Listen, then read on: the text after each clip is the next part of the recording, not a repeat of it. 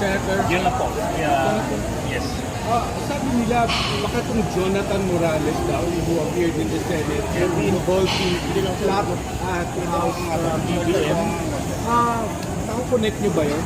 Anong pagkakakilala nyo po dito sa Jonathan Morales?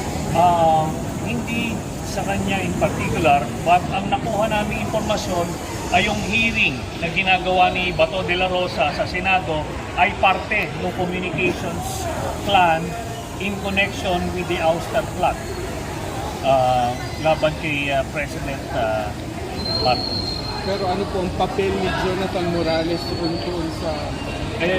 Palagay ko, kasama na yan. Kasi siya yung pinakang bida dito sa hearing ni Bato. Wala namang kasaysay-saysay yung hearing na yan. Issue ng isang vlogger ng Maka Duterte na binigyan niya ng platform, no? Sa Senado, nilagay niya sa mainstream media at pangatlong hearing na ngayon, pero alam mong pilit na pilit Talagang part lang ng agitation phase ito.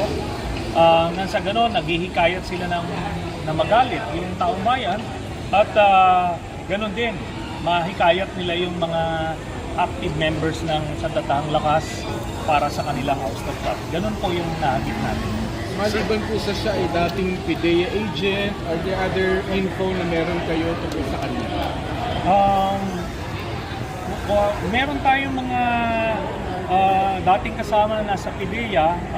Wala namang remarkable about this person, pero ang nakikita natin na highly suspicious dito sa galaw nito ni Jonathan Morales is bakit hindi mo masabi kung sino yung confidential informant mo?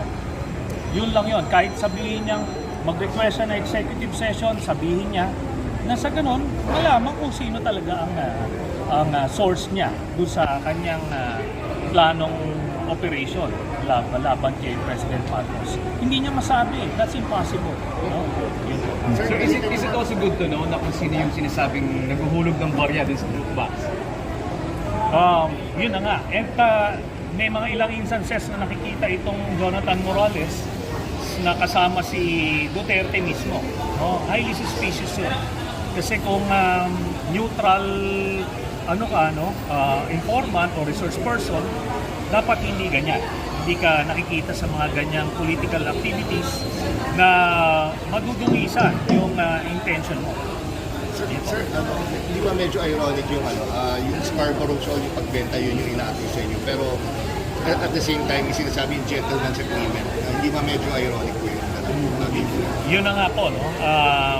Dito makikita na kung ano yung binibintang nila sa atin, na ito yung basis ng aking mga libel and libel charges, yun pala sila ang gumagawa. Sila pala yun ang kompromiso nitong interest ng ating bansa dyan sa West Philippines. Pero sir, may info ba kayo kung talaga nagkaroon ng gentleman's agreement?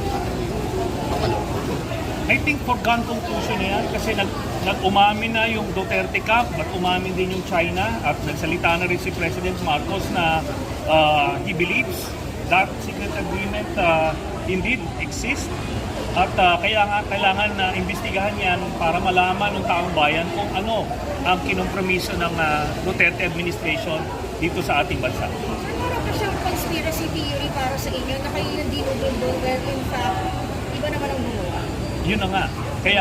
Kaya kung na sila kakasuhan ngayon kasi nung naiipit sila dito sa secret agreement na to, sa kanila ulit binabalik sa akin. Okay, ilang taong ko pinapaliwanag yan, pero enough is enough. Kailangan harapin nila itong kaso na to. Yun lang po. Thank you. Thank you. Thank you. Thank you.